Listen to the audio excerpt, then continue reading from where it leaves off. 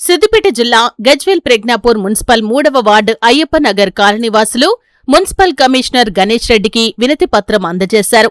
ఈ సందర్భంగా కాలనీవాసులు మాట్లాడుతూ గజ్వేల్లో రాజీవ్ పార్క్ రోడ్డు నుండి ఎన్టీఆర్ చౌరస్తా వరకు గల ప్రధాన రోడ్డును అమృత్ సంస్థ వారు పైప్లైన్ల నిమిత్తం రోడ్డును ఒకవైపు డ్రిల్లింగ్ మిషన్ల సహాయంతో మంచిగా ఉన్న రోడ్డును తవ్వి పైప్లైన్ల మరమ్మతుల అనంతరం అలాగే వదిలేశారని, ఆ రోడ్డును ప్రయాణికులకు సౌకర్యంగా యథావిధిగా మరమ్మతులు చేయించాలని మున్సిపల్ కమిషనర్కి అలాగే మున్సిపల్ చైర్పర్సన్ కి వినతిపత్రం అందజేయటం జరిగిందని అన్నారు.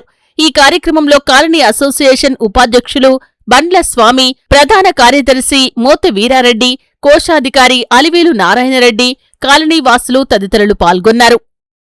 మున్సిపాలిటీలోని 3వ వార్డుకు చెందిన అయ్యప్పనగర్ కాలనీలోని అయ్యప్పనగర్ కాలనీ అసోసియేషన్ ప్రధాన కార్యదర్శి ఆయన మోత వీరారెడ్డి. నేను మాకు గత ప్రభుత్వంలో కూడా మాకు సీసీ రోడ్లు వేస్తామని చెప్పి పట్టించుకోలేదు. ఇప్పుడు ఈ ఉన్న మున్సిపాలిటీ పాలక వర్గానికి మేము ఒకటే విషయం చెప్తున్నాము. మాకు మంచిగా ఉన్న రోడ్డును పైప్ లైన్ గురించి అని తవ్వి దాన్ని చాలా చాలా ఖరాబ్ చేశారు.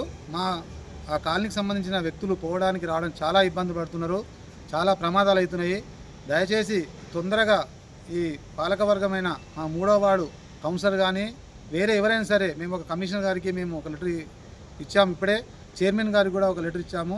వాళ్ళు అధ్యక్షుడిని ముఖ్యంగా ఈరోజు మున్సిపల్ కార్యాలయానికి ఎందుకు వచ్చినామంటే, అయ్యప్పనగర్ కాలనీలోని గజ్వేలు ప్రాంతంలో అమృత్సర్ అని పైప్ లైన్ కోసం రాజీవ్ పార్క్ రోడ్ నుండి ఎన్టీఆర్ చౌరస్తా వరకు గల ప్రధాన రహదారిని ఒకవైపు మొత్తము డ్రిల్లింగ్ మిషన్లతోటి సీసీను తవ్వి తర్వాత రోడ్డును అలానే వదిలేయడం జరిగింది.